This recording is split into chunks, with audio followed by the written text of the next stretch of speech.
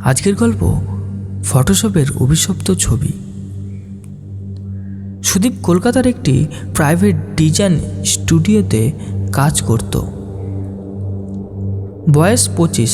Graphic ডিজাইনের কাজ তার খুব প্রিয়, কিন্তু এই কাজের পিছনে যে কি ভয় লুকিয়ে আছে সেটা সে তখনও জানত না।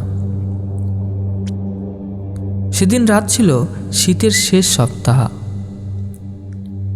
অফিসে রাত 10টা বাজে। সহকর্মীরা সবাই চলে গেছে।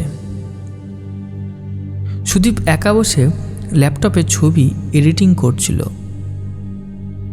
কাজ শেষ করে সে একটু রিফ্রেশ নিতে ফটোশপ মিনিমাইজ করতেই হঠাৎ মনিটরের কোণায় একটা নোটিফিকেশান উঠল।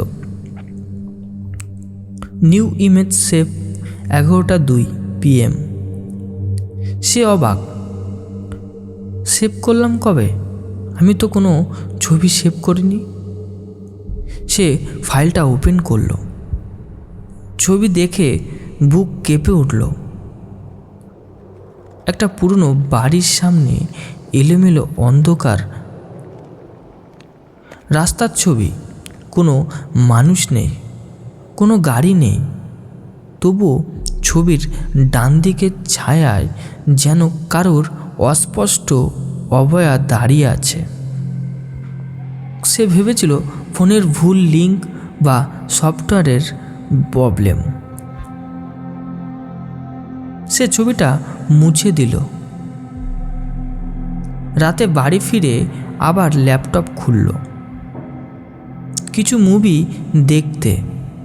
তখন আবারও নিউ ইমেজ সেভ 12:31 AM। সে ভুরু কুঁচকাল। ফাইলটা খুলতেই দেখলো আগের সেই একই বাড়ি। এবার ফ্রেমের ডান দিকে অবয়বটা একটু স্পষ্ট মনে হচ্ছে। লম্বা চুলে একজন নারী, যার মুখ অর্ধেক ছায়া ঢাকা। সুদীপের শরীরটা ঠান্ডা হয়ে গেল। এটা কোনো নর্মাল ঘটনা নয়। সে গুগল করল Photoshop auto saving image problem. কোথাও এমন কোনো সমস্যা নেই। পরদিন সে অফিসে গিয়ে সিস্টেম ফরম্যাট করল, নতুনভাবে ইনস্টল করল। সেই রাতে সে মনে করেছিল সব ঠিক আছে, কিন্তু রাত 1:40 ল্যাপটপে আবার নিউ ইমেজ সেভ 1:40 AM। এবার সুদীপের হাত কাঁপছিল। সে ছবিটা খুলল। এবার একই বাড়ি, কিন্তু এবার ক্যামেরা যেন বাড়ির গেটে দাঁড়িয়ে। আর সেই নারী এবার স্পষ্ট। লম্বা চুল, সাদা ফ্যাকাশে মুখ, চোখ নেই, শুধু ফাঁকা কালো গর্ত।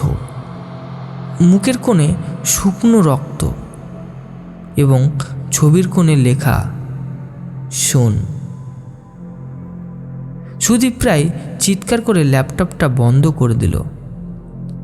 ঘামে তার জামা কাপড় ভিজে গেছে। পরদিন সে ল্যাপটপ নিয়ে সার্ভিস সেন্টারে গেল।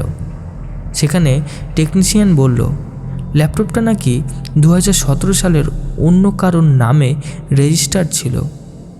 মজার ব্যাপার হলো মালিকের নাম নিবেদিতা সেন, যাকে নাকি নিজের বাড়ির ভিতরেই খুন করা হয়েছিল। সুদীপ স্তব্ধ হয়ে গেল। সে ছবিগুলো মনে করল। ওই পুরনো বাড়ি, হয়তো সেটাই নিবেদিতার বাড়ি।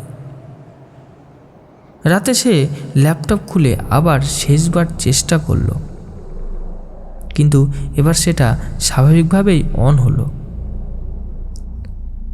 সকাল 3:12 আবার ছবির নোটিফিকেশান এলো। New image save 3:12 AM।